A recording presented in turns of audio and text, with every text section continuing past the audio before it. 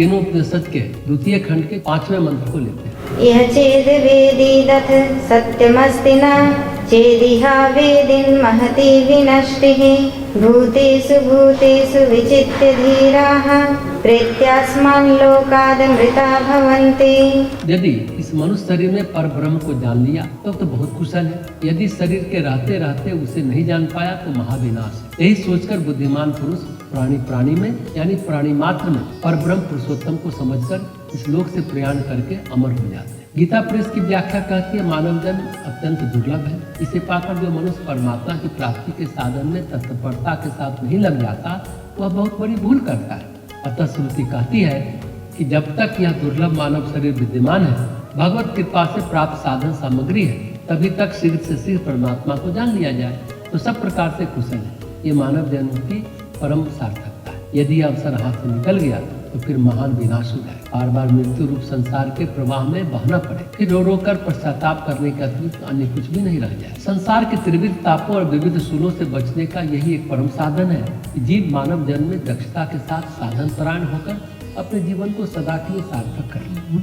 मनुष्य जन्म के सिवा जितनी और योनियां हैं सभी केवल कर्मों का फल भोगने के लिए ही मिलती है। उनमें जीव परमात्मा को प्राप्त करने का कोई साधन नहीं कर सकते। बुद्धिमान पुरुष इस बात को समझ लेते हैं और इसी से वे प्रत्येक जाति के प्रत्येक प्राणी में परमात्मा का साक्षात्कार करते हुए सदा के लिए जन्म मृत्यु के चक्र से छूटकर अमर हो जाते हैं। मनुष्य शरीर का महत्व क्या है? मनुष्य शरीर क्यों मिला? वो इसलिए मिला है कि वह कर्म योनि है, बाकी योनि भोग योनि है। देवता भी तरसते हैं इस मानव शरीर के लिए, क्योंकि देव योनि भी भोग योनि है। इसमें कोई उन्नति प्रगति नहीं है। इस मानव शरीर में हम अच्छे कर्म करके उन्नति प्रगति कर सकते हैं या बुरे कर्म कर अधोगति को प्राप्त हो सकते हैं। इसलिए इस मानव शरीर का बहुत महत्व नहीं है। हम अपने स्वधर्म को पहचान कर अपने मूल स्वरूप का साक्षात्कार कर उसमें अवस्थित हो जाए, अपने आत्म स्वरूप में अवस्थित हो जाए, इसलिए यह शरीर मिला है। प्रकृति ने जो जीवन दिया है, जो आपको समय दिया है, उसमें हम सही ढंग से आचरण व्यवहार करें तो आप अपने जीवन की परीक्षा में अच्छे नंबर से पास कर जाएंगे। अगर अच्छे आचरण व्यवहार नहीं रहे तो जीवन की परीक्षा में फेल कर जाएंगे। प्रकृति ने जो जीवन दिया है वो जीवन यात्रा में अपने मंजिल तक पहुंचने के लिए दिया है, यानी पास करने के लिए दिया है। मनुष्य शरीर रहते अपने अंदर के सारे ग्रंथियों को तोड़ दें, चित्त के विकारों को ही नहीं, चित्त को ही निर्भर कर दो, चित्त को ईश्वरीय प्रकाश से प्रकाशित कर दो, ईश्वर को छोड़कर अन्य किसी को न पुकारो।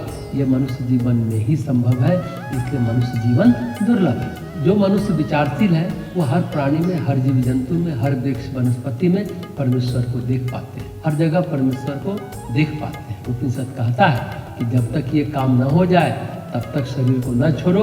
अगर इसके पहले यह शरीर छूट गया तो तुम्हारा विनाश ही विनाश है, और ये जान लिया फिर शरीर छूट गया तो तुम्हारा कल्याण ही कल्याण है। उपनिषद के ऋषि कहते हैं मानव जीवन पाया है तो गांठें खोल लो, ग्रंथियों से मुक्त हो जाओ। अगर मुक्त नहीं हो सके तो यह मानव जीवन निरर्थक है। ऋषि कहते हैं यहाँ कुछ और करने नहीं आए हो, जो करने आए हो वो करो, जो नहीं करने आए हो उस चक्कर में न पड़ो। गोपालपुर कानपुर के स्वामी अमृताश्रम जी इस बात को इस तरह से कहते हैं कि सम्यक ज्ञान को प्राप्त करो, यानी परमात्मा के बारे में विचार ही न करना पड़े, परमात्मा का स्मरण ही न करना पड़े।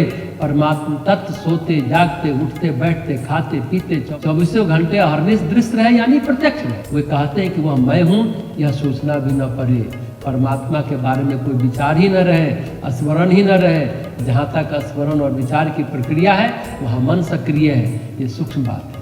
मन है तो आप विचार करेंगे, मन है तभी आप स्मरण करेंगे। मन यानी चित्त को निर्भर कर आगे बढ़े, जगते में ही नहीं सोते में भी परमात्मा दृश्य और प्रत्यक्ष रहे।